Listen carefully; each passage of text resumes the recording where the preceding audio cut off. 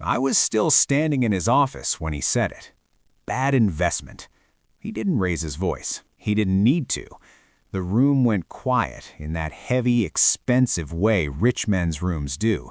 Thick carpet, dark wood, the faint smell of imported cigars and power. I had just finished showing him the quarterly reports, my work, the growth I carried on my back while my brothers supervised from their leather chairs and private golf memberships. They earn more because they're men, he added, as if he were explaining gravity. My throat burned, but I didn't argue. I just closed the folder, slid it back into my bag, and said, "Then consider this your loss." He laughed. "You'll crawl back in a month. You're nothing without me." That was the inciting moment, the day my father turned me from daughter to enemy. When I first joined the company, I thought I was inheriting something sacred.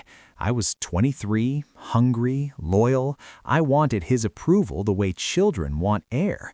My father built that firm from a two-room office into a multinational consulting empire. I used to sit on the floor of his study as a child, watching him negotiate on speakerphone, hearing the fear in grown men's voices when he said their names. He used to call me his sharpest mind. Back then, I believed him. I worked weekends. I handled crisis accounts. I fixed mistakes my brothers made and never signed my name to the credit. I thought merit mattered.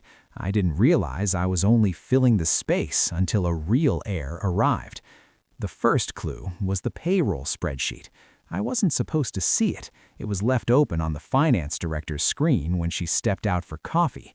I noticed the columns, my name, their names, 4 times my salary, 4 for men who barely showed up. I didn't explode. I took a photo. The second clue was the meeting invites. Important clients suddenly routed through my younger brother. I still did the work, but he got the FaceTime, the dinners, the bonuses.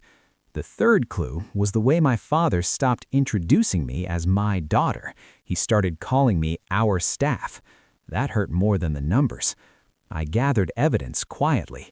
Client performance metrics, emails, audit trails. I built a case like I was preparing for court, not confrontation.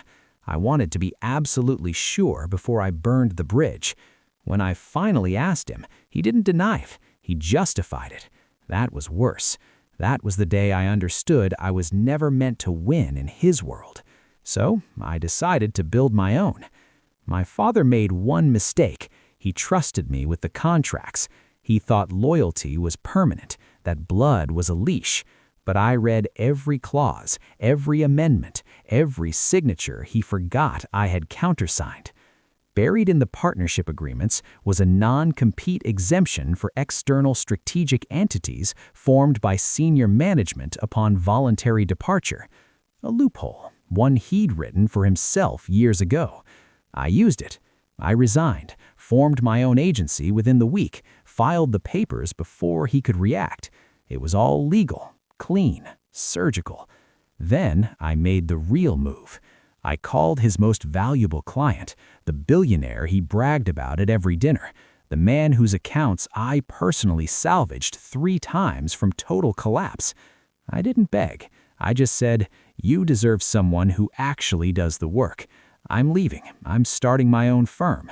If you want results, you know where to find me." There was a pause. Then, "Send the transfer paperwork." That was the sound of my father's empire cracking. He found out 2 months later. I was already bigger than he expected. The meeting was at a hotel ballroom full of people he used to impress.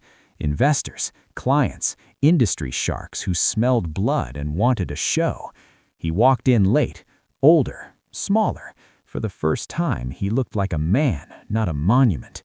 "You stole from me," he said. "No, I built for you, and you never noticed who was holding the weight."